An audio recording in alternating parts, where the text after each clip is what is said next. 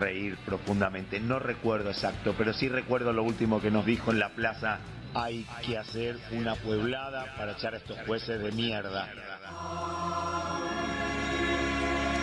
Qué grande, Eve. Radio Caput. Gracias a ustedes, a Caput, que estuvieron haciendo el aguante, porque sin ustedes no hay posibilidad. Un abrazo. Esas cosas. Radiocaput.com. Estás conectado. Estás en Caput.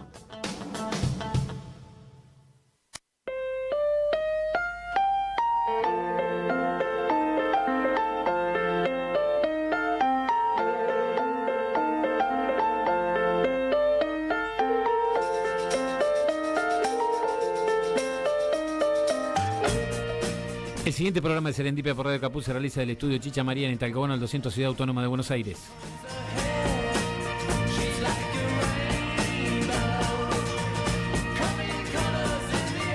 Serendipia exige memoria, verdad y justicia por Facundo Astudillo Castro y Santiago Maldonado.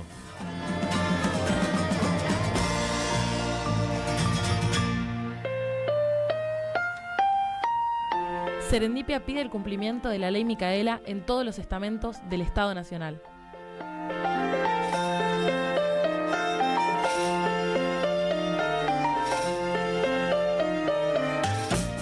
Y Serendipia se sigue preguntando: ¿dónde está Tehuel?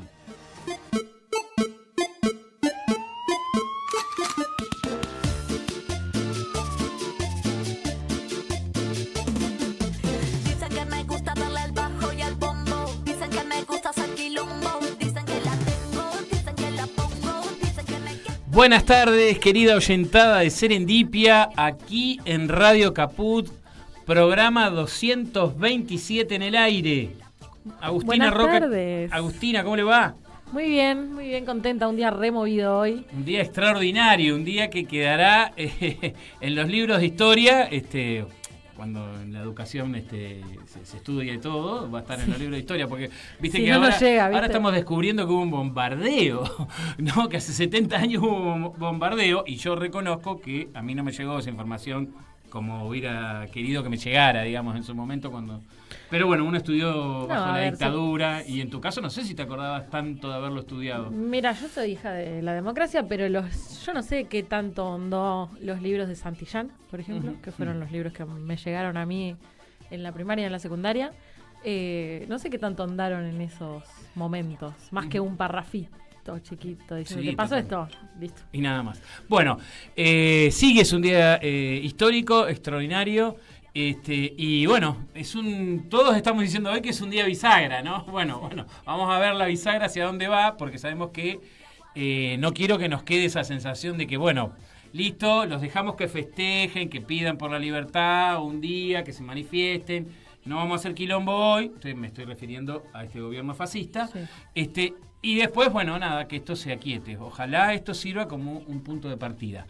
Y en ese sentido, bueno, tenemos acá a un testigo de la marcha, alguien que nos viene a visitar al estudio, ya que estamos tan cerquita de los lugares de movilización.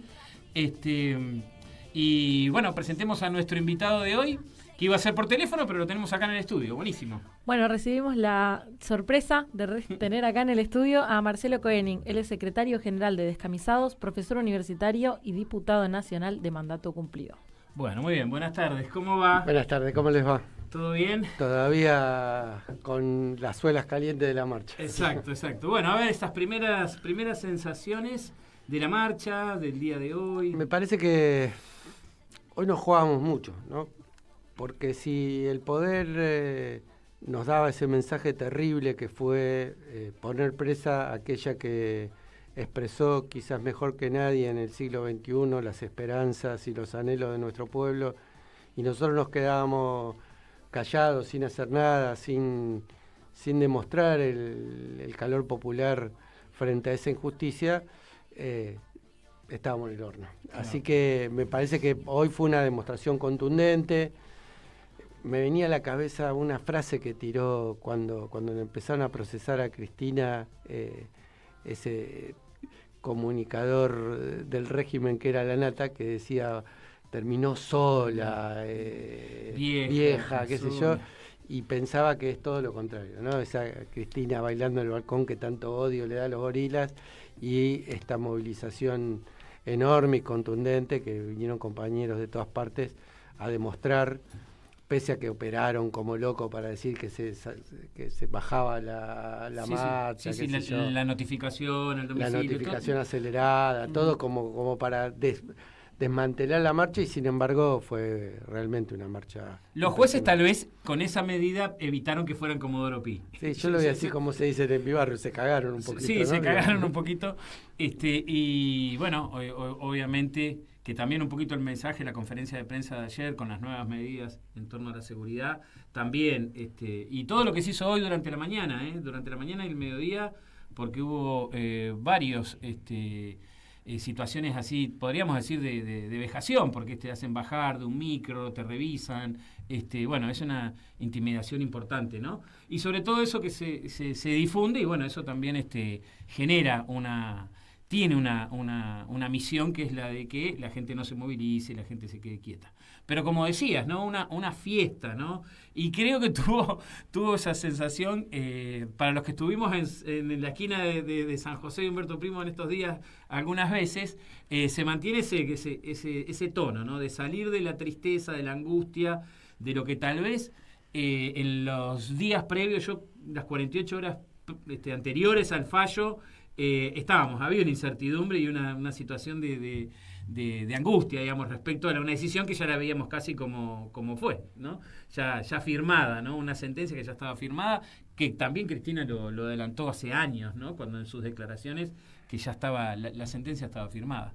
Pero bueno, pasar estar a tono con el tono que tiene Cristina en el balcón, me parece que ya es una buena también sensación hacia el futuro, ¿no? Ahora habrá que ver cómo se sigue construyendo esta resistencia, ¿no? Porque parece que se entró, y digo parece porque uno no tiene la experiencia anterior, entonces es una experiencia nueva, ¿no? Esto de estar en la resistencia de un modo, homenajeando también a la resistencia de otros momentos, digamos, ¿no? Ojalá se esté a esa altura. Mira, por un lado, claramente, como decía Jauretche, nada grande se puede hacer con tristeza, sin alegría, y haber cambiado eso no es una cosa menor. Uh-huh. Después, yo creo que este cachetazo, porque que la hayan condenado a Cristina, más allá que ella lo haya dicho, más allá que Clarín en esta cuestión del lawfare, que es que estén sincronizados el poder judicial, el poder mediático que te anuncia cuándo va a salir la sentencia. Exacto, antes que la sentencia salga, que te anuncia el contenido de la sentencia antes de la sentencia salga, el poder económico, el poder político. En este marco, Clarín ya lo había anunciado, ¿no? Yo no sé si recuerdan, en el momento, pocos días después del atentado, tituló Clarín en tapa de la bala que no salió a la sentencia que va a salir, ¿no? Digamos, ellos ya venían armando este escenario porque Cristina les molesta, ¿no? Y de alguna manera esto es un disciplinamiento para el conjunto del pueblo. Por eso está buena la reacción, por eso está bueno marchar con alegría, por eso está bueno esto que vos decís de ser todos conscientes de que estamos en una etapa de resistencia. Hasta este momento, quizás una parte importante de la dirigencia política del peronismo, que se peleaba por la lapicera. Yo soy un tipo que viene de la política, no me asusta tampoco las peleas de poder, pero me parece que cuando el pueblo está mal, pelearse por la lapicera está mal. Y entonces esa idea era una idea de que, bueno, acá no pasó gran cosa, ganamos, perdemos una elección, es más o menos lo mismo, y esto no es lo mismo, ¿no? Este gobierno viene a destruir la Argentina tal como la conocemos. Viene no solamente a ese topo que viene a destruir el Estado desde adentro, es mucho más profundo las cosas que está haciendo. Y me parece que si nosotros no somos capaces de reaccionar, no quiero decir nos merecemos lo que nos pasa, pero parecido a eso. Vamos a padecer la inacción, ¿no? Obviamente. Exactamente. Y me parece que esto cambia el chip, cambia el humor social, cambian un montón de cosas. Pero, como vos bien decías, cambia esto si no es nada más que una marchita dominguera, en este caso de miércoles, y se le puede dar continuidad y se puede construir una estrategia de resistencia. Porque la resistencia no es nada más que estar en contra de un gobierno de turno, sino es también tener una estrategia y dar pelea en la calle. Tal vez también nos encontramos en una situación de que ya se pasó, la gente empieza como a conocer un poco más lo que pasó, porque hay una porción de la población que claramente ese casi 50%, porque las encuestas que dicen, pero hay un 40% que obviamente considera a Cristina inocente, digamos, ¿no? Y que esto ha sido un manejo de la justicia claramente y del poder real. Ahora, esa otra gente que fue captada y que a la hora de votar toma una decisión. Ahí, ¿cómo enganchar con esa gente que ya está empezando a ver que la inflación, por más que sea del número que le tiren, las cosas siguen aumentando mucho más por encima de la inflación, que cada vez hay menos fuentes de trabajo, que hay cada vez menos posibilidades, que el salario está totalmente desfasado de lo que es los precios? ¿Cómo poder enganchar en esta situación donde la militancia se pone en marcha? Porque acá hay una movida interna también, acá se despierta la movilización de la resistencia pura, de que no está de acuerdo en vivir con un gobierno fascista, con un gobierno que no pone, que no tiene una sola medida en un año y medio, una sola medida de carácter popular, algo que haya, digo, no hay manera de encontrarle una medida que diga, bueno, esto sirve, bueno, eso se está empezando a notar que hay Ahora, ¿cómo se pueden unir las dos cosas? Esta resistencia, cuando además también hay un desprestigio con lo político, porque también se llegó a una situación. Los 4 años con Alberto, para caracterizarlos, ese volver mejores que no se volvió, terminó generando una debacle en lo político. Y de hecho se manifiesta hoy también con la poca participación en estas elecciones que estamos teniendo en este año, ¿no? Sí, yo creo que voy a empezar por lo último. El promedio de todas las elecciones de este año no pasa de la presencia del 50% del electorado, lo cual es enorme, ¿no? Enorme, la Argentina siempre fue más del 70% y el promedio está más cerca del 80%, desde el 83 a esta parte, que en el 50%. Si tenemos que hacer un paralelo, solamente es parangonable con la fecha del 2001, donde fue 60 y pico %. ¿De qué nos habla esto? Nos habla, por un lado, de una cosa que es absolutamente negativa, que es el crecimiento como una mancha de aceite de la antipolítica, que siempre es el caldo de cultivo de los fascismos, ¿no? Digamos, sobre eso se anclan para hacer sus propuestas como nuevas, aunque las recetas que traen son siempre las mismas recetas del ultraliberalismo. Pero también, y esto es importante decirlo, hay que encontrar las causas de llegar acá en los límites de los procesos que venimos viviendo, y no solamente, aunque principalmente, en el gobierno de Alberto, ¿no? Evidentemente, esta idea de que, voy a parafrasear a Perón, que se puede hacer tortillas sin romper huevo, es una idea falsa. Y claro, que solamente se construye la justicia social afectando intereses. Y esos intereses están dispuestos a dar pelea, porque las negras también juegan, en este caso las blancas también juegan. Sí.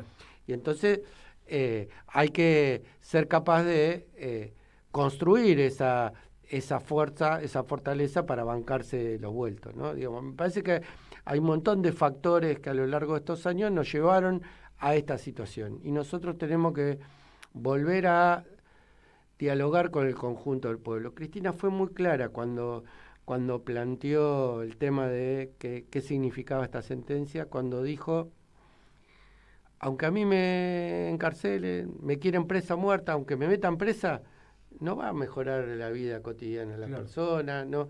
Está utilizado esto como una forma de seguir alimentando ese odio que se fue gestando en una demonización de Cristina y del movimiento popular, y que de alguna manera tiene hoy su expresión más acabada, que puede terminar siendo un boomerang, ¿no? Puede terminar siendo cargar todas las tintas sobre Cristina y al mismo tiempo que se la encarcela y no se mejora la vida de nadie. ¿No? Claro. No es, a ver, ahora está la solución, ahora que está presa. Bien, a ver, ahora listo, ahora parecería que no va a suceder eso. Tal cual. Y yo creo que este gobierno, y en relación a lo que vos decías antes, yo estoy convencido que este gobierno no termina su mandato y que esto va a estallar, pero no va a estallar por la política, sino que va a estallar por la economía. Uh-huh. Este modelo no cierra, solamente se sostiene con el dólar pisado, con una recesión brutal, con los salarios pisados, solamente mediante la entrada de deuda, mediante la entrada de capitales extranjeros que no entra y evidentemente... ¿No crees que lo podrían sostener los fondos, el Fondo Monetario Internacional? Porque convengamos que uno dice, bueno, y... ¿Cuánta plata le dieron a Macri? 50.000 millones. A este le van dando 20.000. ¿Le pueden dar otros 20? Sí. ¿Cuánto le duró a Macri esos 20? Cuando empieza claro. La caída, no la frenan con nada. Y lo mismo pasó con De la Rúa también, ¿no? A De la Rúa fue el canje, el mega canje, el blindaje, el mega blindaje, y llegó un momento y le dijeron, bueno, basta, no te sostenemos más. No, y además cuando no hay la acumulación de mucho tiempo sin ninguna medida que atienda a lo popular, tiene una consecuencia. Debería tener una consecuencia porque menos posibilidades de que eso se sostenga en el tiempo, ¿no? Bueno, no sé, Agus. No, yo quería saber, porque me interesa mucho. Se habla mucho de esta cuestión de aprovechar el momento para reorganizarnos, ¿no? Que se reorganice el peronismo. Y yo como persona que la verdad es que me he criado más que nada a favor, excepto, bueno, estos últimos 3 gobiernos, porque cuento el de Alberto también como negativo. La década tarada. La década tarada, claro. ¿Cómo se resiste? O sea, yo tengo 22 años, me enfrento por primera vez a una situación en la cual ya no puedo estudiar, no puedo independizarme, estoy muy al borde. ¿Cómo se resiste esta situación? ¿Y cómo se mantiene la esperanza que dicen que se siente en esas calles, ahí en San José y Humberto Primo? ¿Cómo se sostiene? Mira, a mí me tocó participar de una resistencia que fue la resistencia de los 90, que es la resistencia más negada, porque la primera resistencia peronista todo el mundo habla de Sí. Salvo cuando los pibes, y muchas veces pibes que ni siquiera nacieron en los 90, cantan resistimos en los 90, volvimos en el 2003, pareciera como que esa resistencia fue negada. Primero, yo creo que hay algo que hay que cambiar el chip, ¿no? En estos años de vacas gordas se construyó una militancia que estuvo siempre muy cerquita del calorcito del Estado. Y que pensó que todos esos derechos que tenían eran derechos para siempre y que no se sostenían en la lucha. Y que pensó que alcanzaba con que existiera un gobierno nacional y popular para seguir viviendo una vida cómoda, sin tener que movilizarse, sin tener que hacer nada más que vivirla. Claro, podríamos decirlo en esos términos. Entonces, hay que volver a lo que para mí es la esencia de la militancia, que es el compromiso más profundo y poner el cuerpo, ¿no? No hay alegría mayor en la militancia que cuando uno realmente siente que está construyendo la historia, siente que eso que hace, por mínimo que sea, tiene sentido.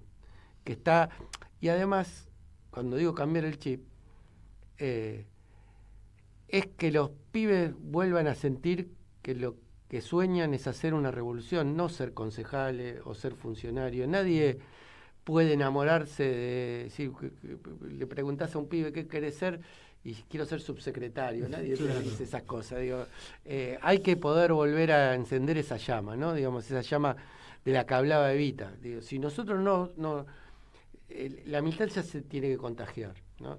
Si vos tenés dirigentes ricos que viven cómodamente y que no viven la vida, los sufrimientos, las necesidades de nuestro pueblo, y es difícil que construir un mensaje realmente contundente contra esto que nos pasa hoy. Tal cual, tal cual. Si les parece, tenés un ratito más, ¿no? Dale. Estás descansando de toda la caminata Sí, también, claro. aprovechando. Vamos a una pequeña pausa, vamos a un tema musical y volvemos para hablar un poquito más también del futuro.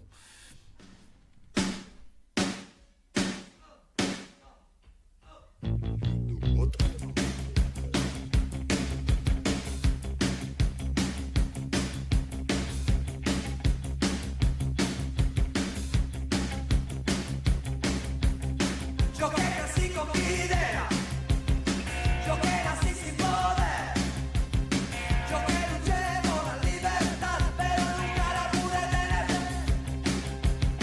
Yo que viví entre fascistas, yo que morí en el altar, yo que nací con los que estaban bien, pero a la noche estaba todo mal. Hoy pasó el tiempo, demoliendo teles. Mientras los cortan los cables, cazando en N.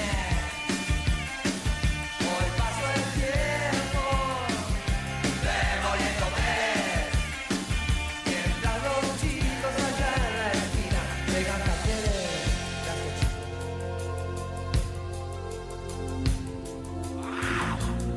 Yo fui educado con odio y odiaba la humanidad.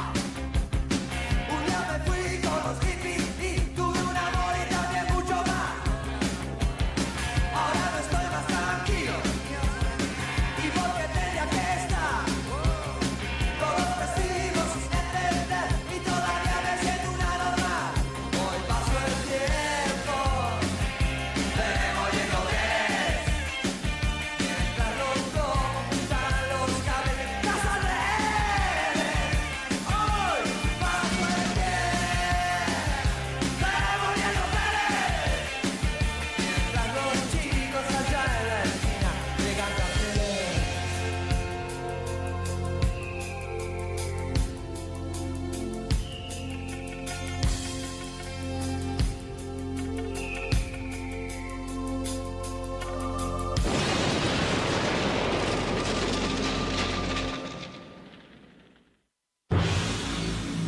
Estás escuchando.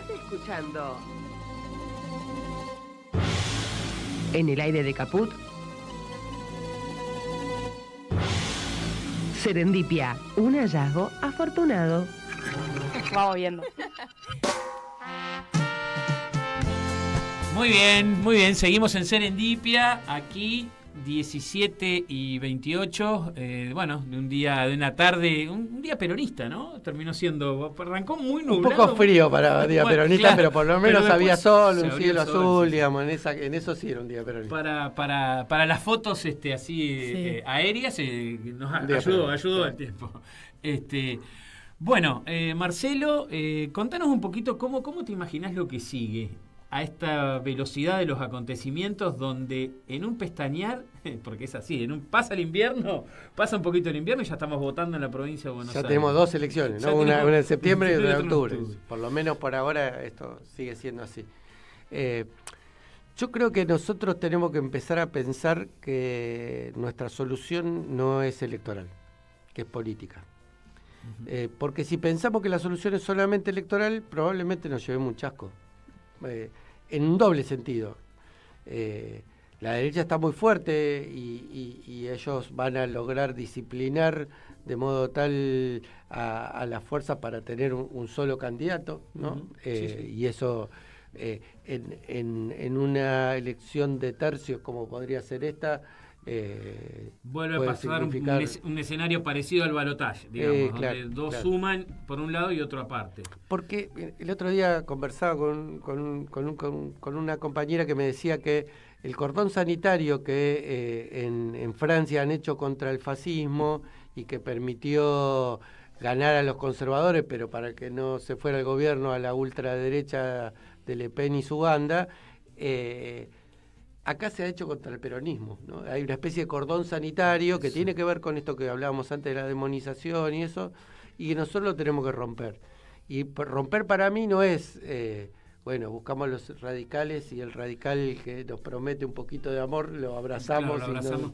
y decimos que con esto solucionamos el problema de No, me parece que es mucho más profundo en términos políticos y ver cómo podemos escuchar un poco más, ¿no? Digo, me parece que si hay algo que sigue es que retomemos la capacidad de escuchar y la capacidad de movernos y la capacidad de resistir y la capacidad de demostrar en la calle, no con indiferencia, sino con presencia, que todo lo que está haciendo este gobierno no afecta solamente a un sector, ¿no? Esto de ir hilvanando las peleas, el miércoles pasado fue que se juntaron como 5 o 6 peleas, la del Garrafal, la de los jubilados, no me acuerdo cuál, hubo el caso de los docentes universitarios, hicimos paro. Sí, los 10 años del Ni Una Menos. Sí. Bueno, ese era el que me olvidaba, los 10 años de... Bueno, tiene que seguir trabajando el tema, por eso se olvidó. Yo también, los dos tenemos que seguir trabajando el tema que nos olvidamos. Bueno. Una vergüenza que se acordó ella. Está bien, está muy bien. Peor hubiese sido que se olvide ella. Ahí ya estaríamos graves. Ahí me quemo. No, pero me parece que de alguna manera la resistencia es ir juntando todos esos fueguitos. Hacer una fogata que queme toda esta experiencia y que termine con esta pesadilla narcocapitalista que estamos viviendo. ¿Y cómo evitamos esta tendencia que se da de que se ponga mucho énfasis en las improntas individuales de los dirigentes? Mirá, si nosotros hubiéramos aprendido realmente esto que nos decía Germán Oesterfeld, que el verdadero héroe es el héroe colectivo y nunca el héroe individual, estaríamos en otro escalón. Sí. Lo cierto es que... Tal vez la década tarada no hubiera existido. No hubiera existido.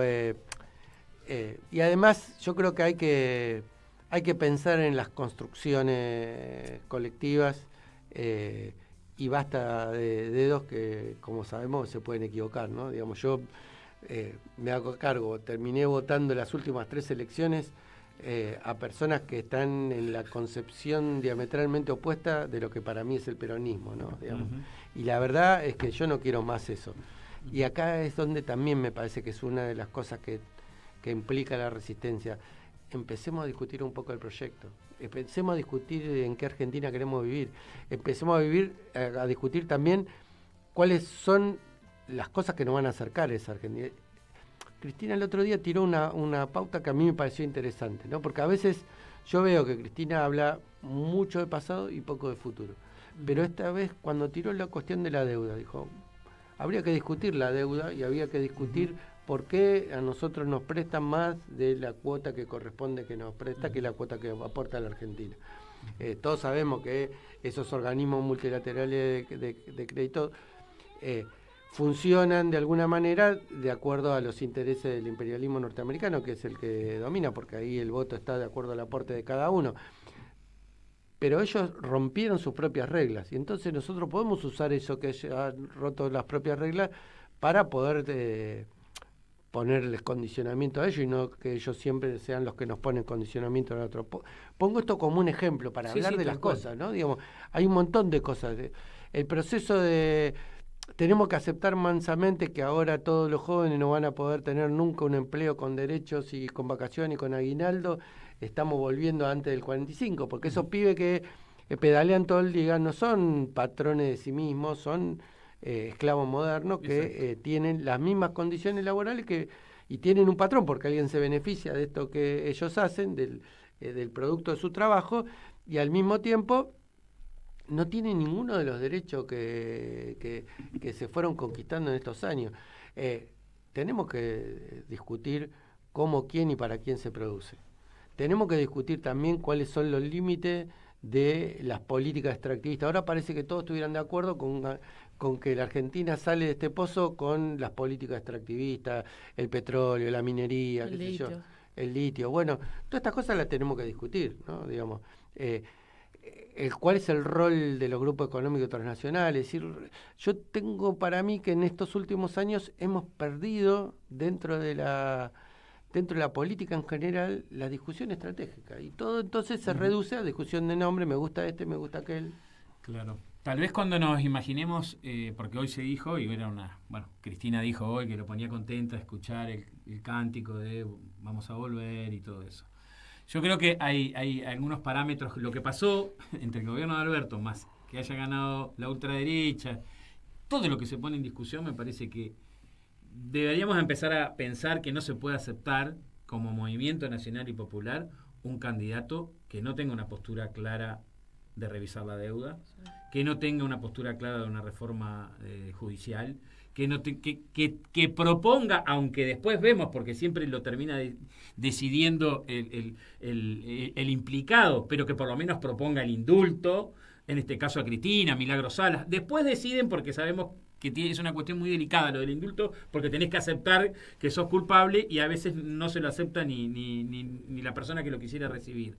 Pero ¿qué quiero decir? Me parece que hay algunas posturas que deben ser innegociables, digamos, para poder considerar de que podamos votar un candidato a presidente que nacional y popular. Ya, totalmente. Yo no quiero votar a alguien que no diga claramente que va a indultar a Cristina, porque creo que es la única manera de sacar a Cristina de esta situación. Injusta la que la llevó este triunvirato que actuó como una junta militar arrogándose todos los poderes. No quiero un candidato que no me diga que no vamos a dar vuelta el Poder Judicial. No quiero un candidato que me diga que vamos a aceptar mansamente toda esta deuda espuria. Que va a ser astronómica, además. Que va a ser absolutamente astronómica y que no tenemos ninguna posibilidad de pagarlo. Y sobre todo que no tenemos ninguna posibilidad de seguir financiándola sin condicionamiento de nuestra macroeconomía.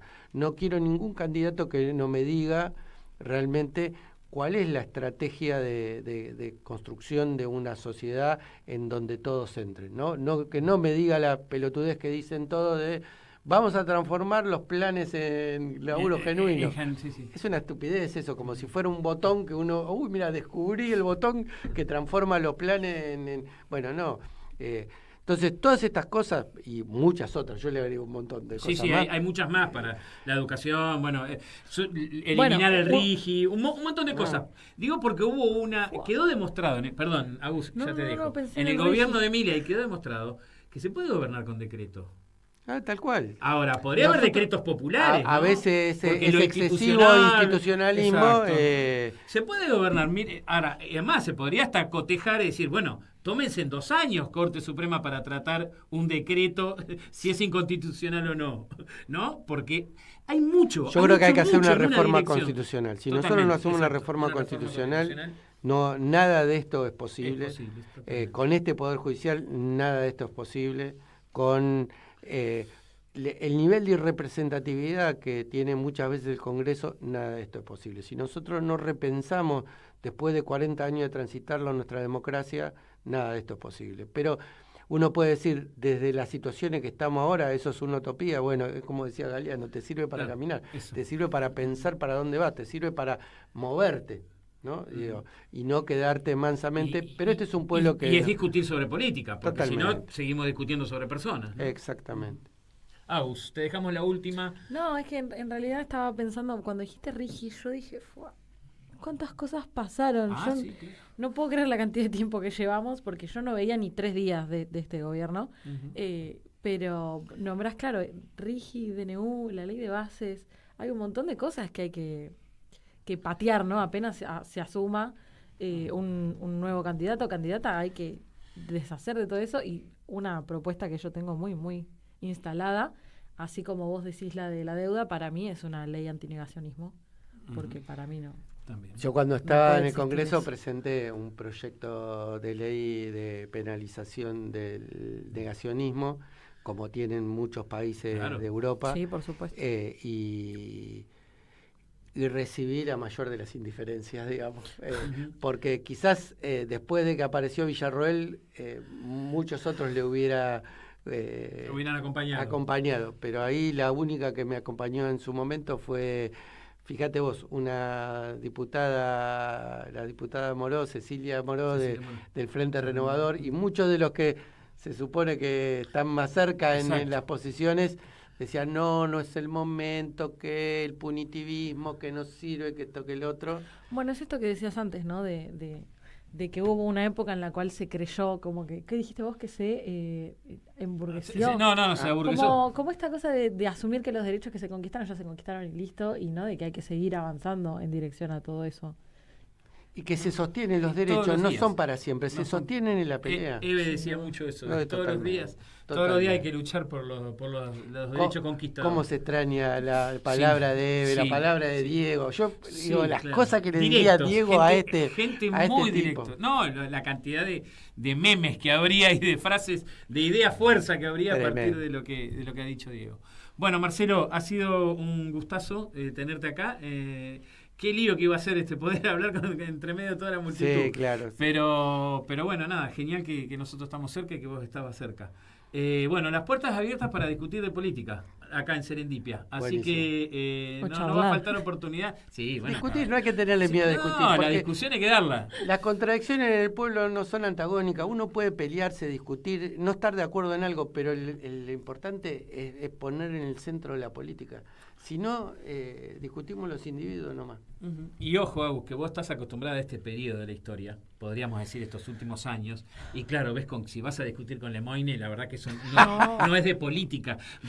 Si te imaginás discutiendo ahí, no, pero hay que discutamos. Y no hay posibilidades de cambio, de modificación, si la fuerza mayoritaria de oposición a este gobierno no discute políticamente su situación y no la resuelve, digamos, ¿no? Porque a partir de ahí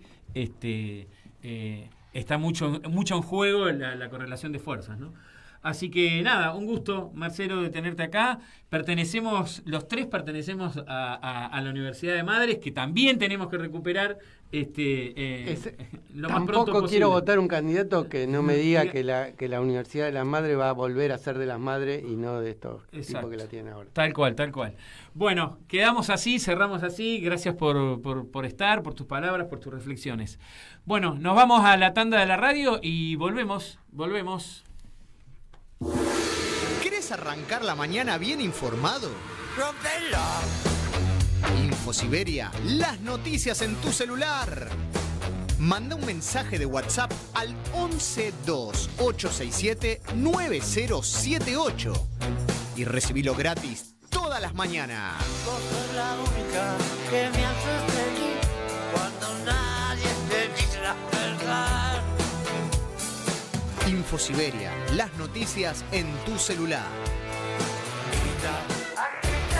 No seas como los demás. Manda un mensaje de WhatsApp y recibilo gratis todas las mañanas. La lupa mágica de la palabra, donde se nos asoman los de las teclas y nos proporcionan un pedazo ya. La lupa mágica de la palabra, con la conducción de Alejandro Gil, desde San Miguel de Tucumán. La lupa mágica de la palabra. La palu cájima de la bralapa. De lunes a viernes, a las 12 de la noche. En Capó.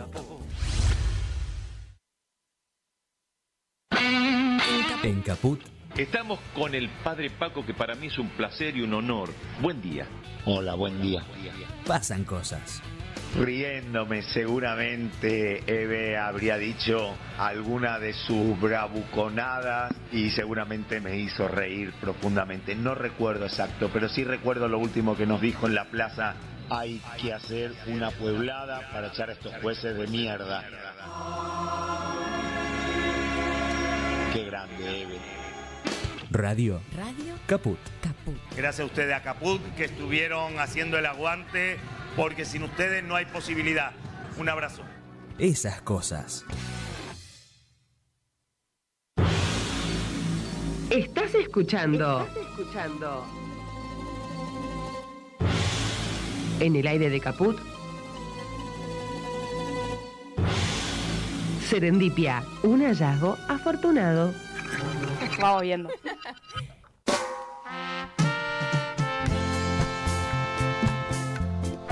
Muy bien, seguimos en Serendipia, aquí en Radio Caput. Bueno, Interesante conversa con Marcelo Cohen. Sí, me gustó que viniera al piso. Fue Sí. sorpresivo, no lo habíamos planeado. Sí, bueno, tuvimos como que arreglar la Sí, casa, sí, sí, ¿no? sí. Arreglamos, tendimos las camas, acomodamos La basura bajo la tiramos alfombra. las migas del mantel, acomodamos toda la estructura.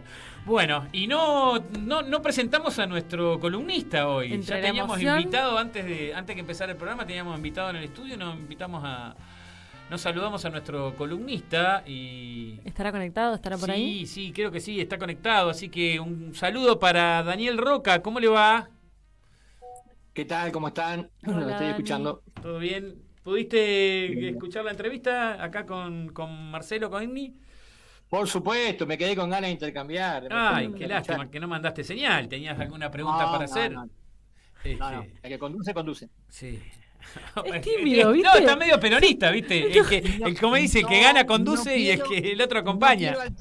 No quiero alterar tu tradicional orden. Bueno, eso es verdad. Mi sol y mi luna, Y no tiraste el centro, por algo fue, así que listo. pero no sabía, que no Nos sabía. olvidamos. No sabía que si te habías conectado, no, ni miramos Ay, el se celular. quedó con una gana. Bueno. Sí, por supuesto. ¿Lo conocías a Marcelo? ¿Lo conocías a Marcelo? Por supuesto. Docente, no sé si tal vez lo habrás tenido en algún momento. Hasta recuerdo intervenciones de él en el Parlamento. Ah, bien. Bueno, pero hoy venías con una misión acá al programa. Claro, también están sucediendo otros hechos en el mundo, hechos que tal vez hoy, desde la postura que tiene este gobierno, tan del bando sionista, nos tiene más de cerca, como te diría en otro momento, como más involucrados que en otras oportunidades. Pero más allá de esto, nos gustaría conocer un poco qué es lo que está pasando en Medio Oriente, cuál es tu primer análisis. No hace mucho que no hablamos de política internacional, pero bueno, avancemos ahora en el programa.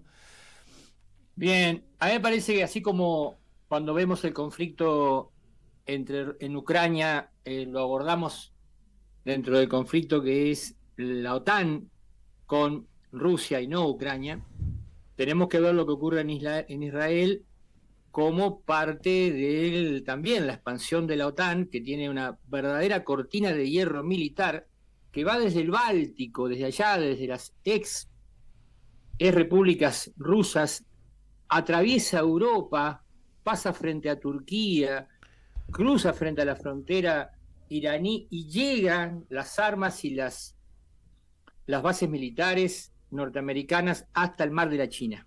Esa es la nueva cortina de hierro que por supuesto siempre la genera Occidente y vamos a decir que van a culpar a los chinos de esa cortina de hierro, como la mentira es parte fundamental de las políticas que se llevan adelante por el Occidente cupular, es así. Entonces, si lo vemos desde ese punto de vista, si entendemos que como mamushkas, que a veces es difícil precisar, Reino Unido, Estados Unidos e Israel es el mismo bloque de poder, ahí podemos entender qué es lo que pasó en Libia, qué es lo que ha pasado en Siria, qué es lo que pasa en Jordania, qué es lo que pasa en el Líbano, y ahora, qué es lo que pasa con el verdadero Estado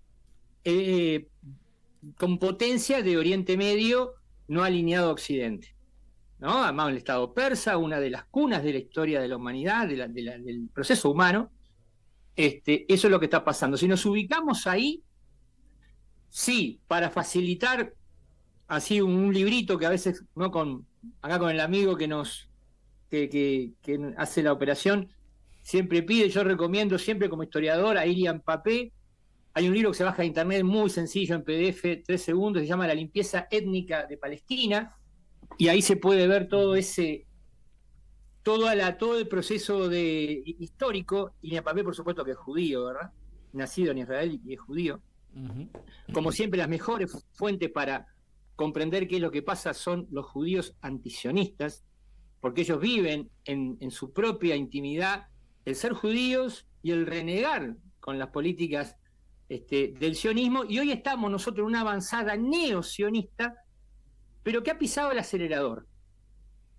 Si el sionismo tradicional siempre ha pretendido un solo Israel y gradualmente sacarse de encima a los palestinos, bueno, ahora directamente la idea es que todo el territorio israelí le quede a Israel, más las tierras del Golán que ya se afanaron, más parte de Siria que están tomando, y también tenemos que ver este conflicto que está ocurriendo en un mundo donde ese occidente está perdiendo, por lo menos en términos económicos, se está desplazando el eje del sistema a un mayor poder hacia la China. En ese contexto que tenemos que analizar qué es lo que está pasando hoy con Irán.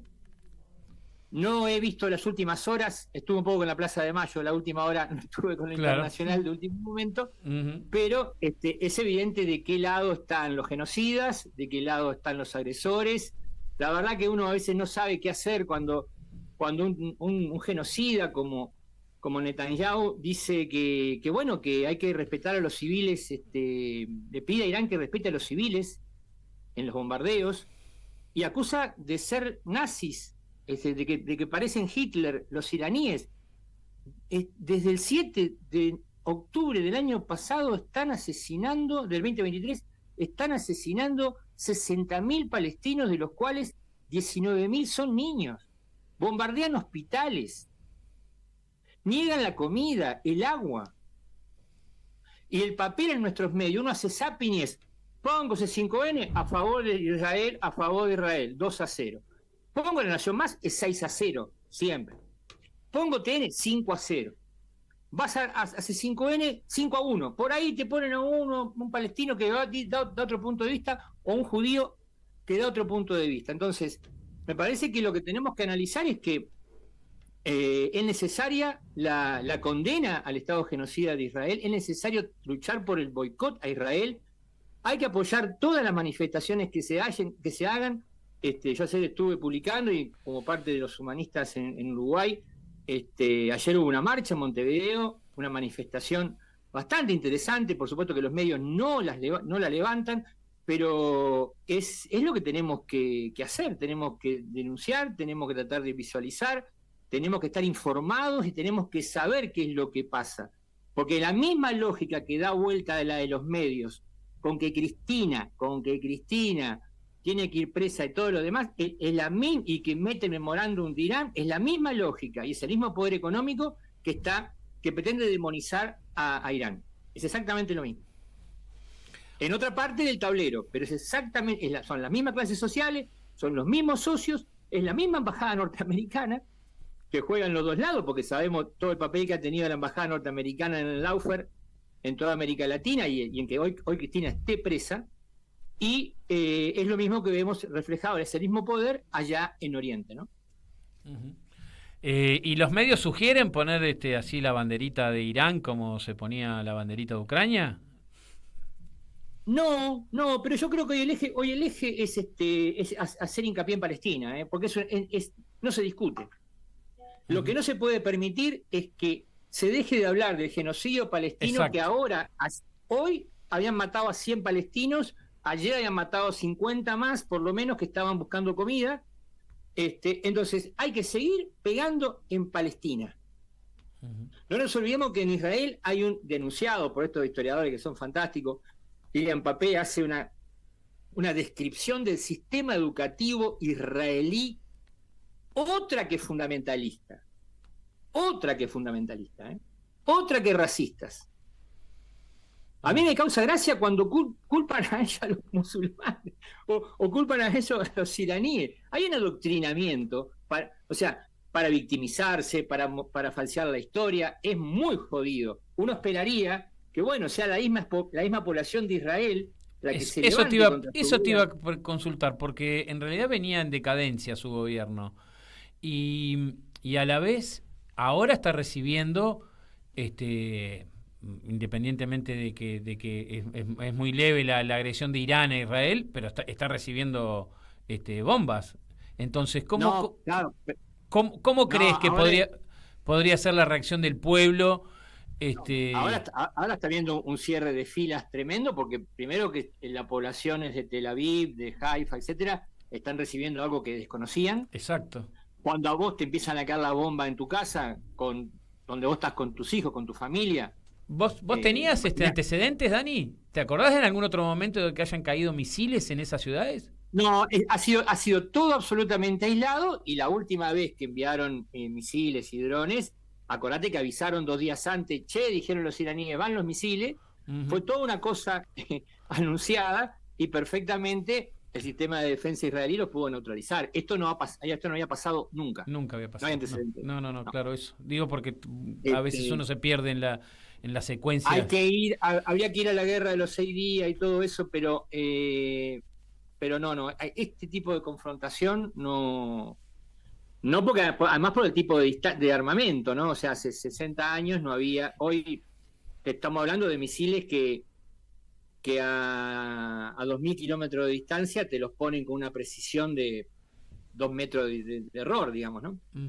Y otra consulta que hace el tema, ¿crees que la estrategia tiene que ver con que lo que falta terminar de hacer en Palestina alcanza con que sea silencioso, y que nos encontremos en un año en una situación donde termina desapareciendo Palestina, y por eso la distracción es hacia el conflicto con Irán?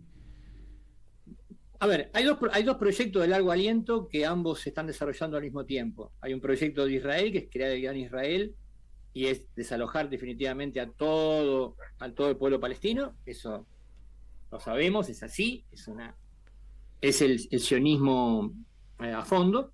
Y por otro lado, desde los Estados Unidos hay un plan que termina en Irán de recuperar lo que alguna vez fue un gran socio, porque recordemos que Irán hasta el surgimiento de Khomeini fue aliado de Israel, tiene una raíz persa históricamente, no musulmana, y la idea es que toda esa área para la confrontación con China, para la confrontación con el eje Rusia y China, que cayera en manos de Occidente, Irán, con lo que significa a nivel de reservas y con lo que perdería como aliado el bloque oriental, la caída de Irán, que es el más potente de todos. Recordemos que Irán es un país además ejemplar en lo que tiene que ver con el funcionamiento de su sistema financiero, que no practica la usura.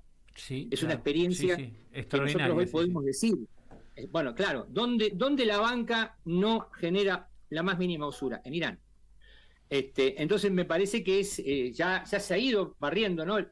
Todo el tema. Cayó Siria, está el tema de Jordania, Líbano, estuvo Libia, bueno, ya está Irak de este lado, del lado occidental. Lo que falta es Irán, pero Irán es el fuerte, ¿no? El 20 países del mundo en superficie, 20 países del mundo en población, y un respetable poder militar, ¿no? ¿Y qué rol le indicás a Pakistán, digamos, por un lado, que a la vez está en conflicto permanente con India, digamos, pero ¿cómo es la situación de Pakistán? ¿Hacia dónde juega? Es que todos se la ven venir. O sea, esto es como el poema del alemán, ¿no? Que se le atribuye más a Bertolt Brecht. Vinieron por los socialistas y como no me tocó a mí, vinieron por los sindicalistas y como yo no era sindicalista. Es lo mismo. Todos se van viendo que se viene corriendo el eje para ese lado. Pero Pakistán sí tiene ojivas nucleares. Sí, más de 100. Uh-huh. Sí. Digo, me parece interesante. Recordemos que nunca ha habido un conflicto bélico desde la Segunda Guerra Mundial entre países que tienen armas nucleares. Si Gaddafi hubiera tenido 3 bombas nucleares, 3 nada más, nadie lo hubiera atacado. Uh-huh.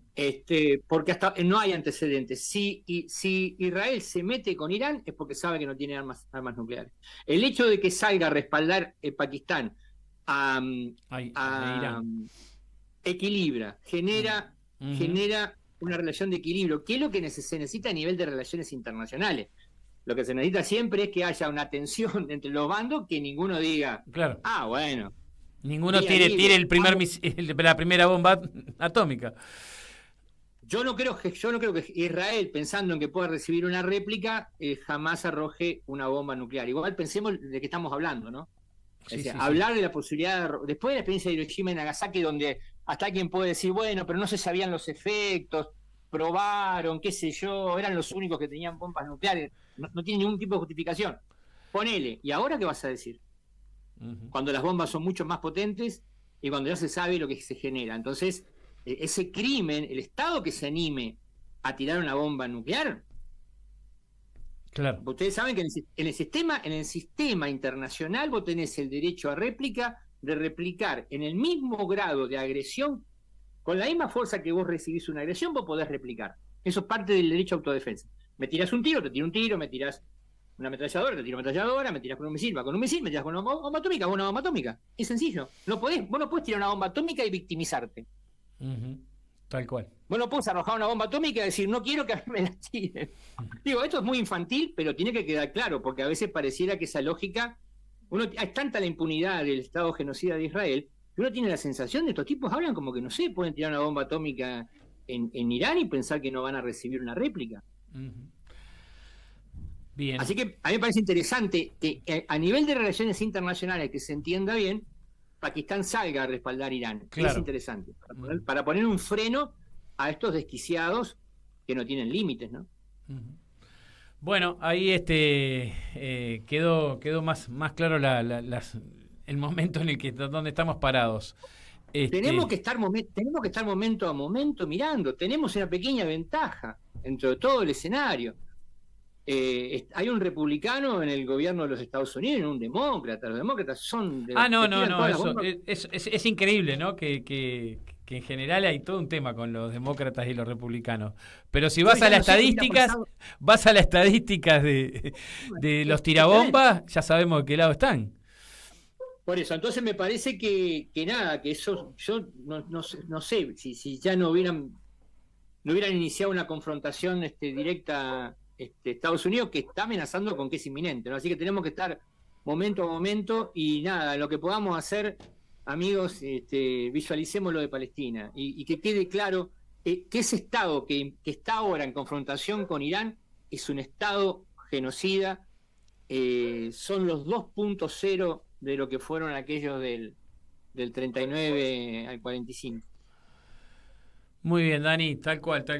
Gran movilización por las calles del centro de Montevideo ayer en defensa de la causa del pueblo Acá palestino. está muy tranquila la cosa, ¿vieron? Sí, acá vos sabés que lo hablaba hace poco con amigos argentinos, que bueno, yo te diría que desde el punto de vista popular, digamos, es un abismal la diferencia que hay del interés por Palestina en Uruguay a la Argentina, ¿no? Y hay marchas en Europa, en distintas ciudades, en Inglaterra, en España, o sea, es un tema acá, no sé, no ha sido siempre así, pero me parece que el lobby sionista en Argentina es muy fuerte, sin duda. Bueno, hoy en este momento tenemos al sionismo puso su felpudo acá, en nuestro país, ¿no? ¿Cómo están anticristinistas, sionistas? Hay gente que va a los noticieros, a los programas con la bandera de Israel en la mesa, ¿no? Tal cual. Bueno, Dani, un gustazo el programa, y nos estamos viendo el miércoles que viene. Nos estamos encontrando el miércoles que viene. Esperemos que no se nos engripe acá la conductora, porque está ahí con muy muy poca energía. No sé si las marchas la tiran a... No, hay situaciones que yo no puedo creer. Y está viviendo momentos complicados. Bueno, nos reencontramos, Dani, la semana que viene. Un abrazo grande. Abrazo grande. Bueno, nos vamos. Vamos a agradecer la operación técnica de Martín Loza. Todo lo que tiene que ver con la producción de la radio en manos de Jorge Pardés, siempre ahí acompañando a Serendipia. Y bueno, también un abrazo grande para Julia Caiman, nuestra productora del programa. Grosa total. Y nos reencontramos la semana que viene. El próximo miércoles a las 5 de la tarde. Ojalá pudiendo comunicarnos con alguien. Bueno, muy bien. Abrazo a todos. Buena semana. Que llorar, que son cosas que pasan. Yo siempre lloré por no reír, pero no me queda más memoria